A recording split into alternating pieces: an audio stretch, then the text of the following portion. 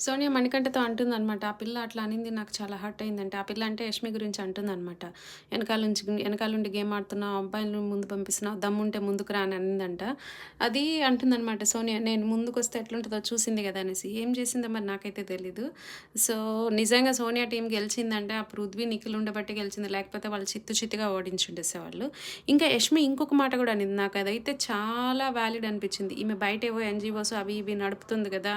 ఈమె లేస్తే నాకు మానవత్వం అది ఇది అంటుంది కదా! మరి అదంతా ఎక్కడికి పోయింది? గేమ్‌లో హ్యుమానిటీ అది ఇది అంటుంది కదా! నిజంగా అంత హ్యుమానిటీ, అంత సెన్సిటివ్ హార్ట్ ఉంటే ఇంత అగ్రెసివ్‌గా పృథ్వీ వస్తుంటే ఇది గేమ్, ఇది టాస్క్ అని పృథ్వీని కంట్రోల్ చేసుండేది. ఎందుకు చేయలేదు అని యష్మి అంటుందనమాట. నాకు కూడా అది వాలిడ్ అనే అనిపించింది. మీకేమనిపించింది? మీకు గనుక ఈ వీడియో నచ్చినట్లయితే లైక్ చేయండి, షేర్ చేయండి, సబ్స్క్రైబ్ చేయండి. Thank you.